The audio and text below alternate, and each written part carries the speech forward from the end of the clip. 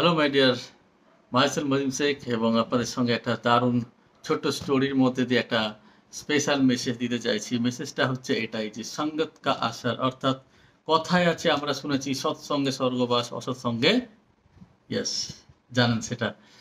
তো এটা আমরা অনেকে ভাবি যে না, আমি যে সঙ্গ আছি বা যে মানুষগুলোর সঙ্গে আছি আমি ঠিকই আছি। আমি ভালো থাকলে লোকে কে কি করতে পারে? খারাপ লোক কখনো ভালো লোককে খারাপ করতে পারে না। বাট মজার কথা হচ্ছে আপনি যে খারাপ লোকের সঙ্গে আছেন সেটাই তো বুঝতে পারবেন না।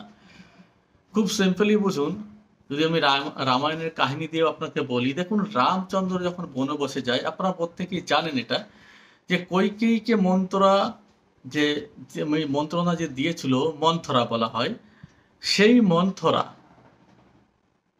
যে কৈকেয়ীকে বুঝিয়েছিল যে যদি রাম থাকে তাহলে তার ছেলে ভরত কখনো রাজা হতে পারবে না। তার থেকে কাহিনী শুরু। বাট সেই মুহূর্তে কিন্তু কৈকেয়ীর এটা মনে হয়েছিল যে মন্থরা হচ্ছে সবচেয়ে ওর বেস্ট ফ্রেন্ড, একমাত্র অযোধ্যার মধ্যে একমাত্র ব্যক্তি যে তার শুভাকাঙ্ক্ষী। সে কিন্তু তার কথা শুনে তার নিজের সন্তান সম রামচন্দ্র কিন্তু বনবাসে পাঠিয়েছিল। বাট পরবর্তীকালে কিন্তু ইতিহাস পাল্টে গিয়েছিল।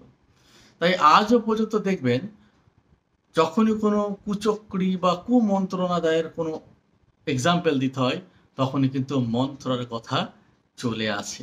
তাই ইতিহাসে একটা ভগবান রামের মা বলা হয়, তো ভগবানের মা যদি বিপথগামী হতে পারে, অন্যের কথায় ভুল সিদ্ধান্ত নিতে পারে বা অন্য মানসিকতা হতে পারে, তো আমি আপনি তো খুব সাধারণ ব্যক্তির মধ্যে পড়ি। তাই আমরা বা আমি আপনি যারা কোনো অসৎ সঙ্গে পড়ব, তখন হয়তো প্রথমে আমাদের ভালোই লাগে, কিন্তু পরবর্তীকালে যখন বুঝতে পারি তখন দেখা যায় আপনি বা আমি বরবাদ হয়ে গেছি। তো ঠিক এই সিস্টেমটা কিন্তু নেটওয়ার্ক মার্কেটিং এর জন্য ভীষণ ইম্পর্টেন্ট স্টোরি। কারণ এখানেও ঠিক এই ধরনের কিছু মানুষ আছে যারা কিন্তু অন্যের ফিউচার করে দিতে পারে, আবার কিছু মানুষ আছে যারা কিছু মানুষের মনের মধ্যে এমন বিষক্রিয়া করে দেবে যে তার নিজের ক্যারিয়ার তো বরবাদ হবেই, তার সাথে সাথে যে তার কথাটা শুনলো সেও ফিনিশ হয়ে গেল। এরকম প্রচুর মানুষকে আমরা অলরেডি দেখে ফেলেছি। তাই ভীষণ সাবধান। অ্যাসোসিয়েশন অর্থাৎ কিনা আপনার সঙ্গত, আপনি কোন মানুষগুলোর সঙ্গে উঠছেন, বসছেন, মিশছেন, এটা ভীষণ ইম্পর্টেন্ট। কথায় আছে আপনি যদি 9 জন জ্ঞানী গুণী ব্যক্তির সঙ্গে একটা বছর টানা ওঠা বসা করেন, মেলামেশা করেন, 10ম ব্যক্তি জ্ঞানী ব্যক্তি কিন্তু আপনি হবেন। ঠিক তেমনি যদি মাত্র 3-3টে মাস এইরকমই 9 জন দুর্নীতিগ্রস্ত, কুচক্রী, যারা হিংসুটে, এরকম মানুষের সঙ্গে যদি আপনি 3টে মাস বসবাস করেন, 10 নম্বরটা কিন্তু আপনি হবেন।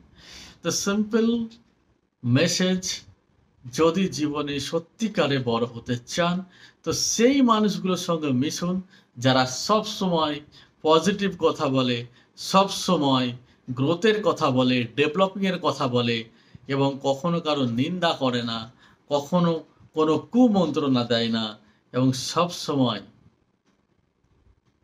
পরামর্শমূলক আলোচনা করে, সব সময় আপনাকে এগিয়ে যাওয়ার কথা বলে, আপনাকে সাহস যোগায়, আপনাকে মোটিভেট করে, সেই মানুষগুলোর সঙ্গে থাকুন। যে কোনো সমস্যা তাদের সঙ্গেই শেয়ার করুন, তারা আপনাকে সঠিক গাইড করবে। Thank you. জয়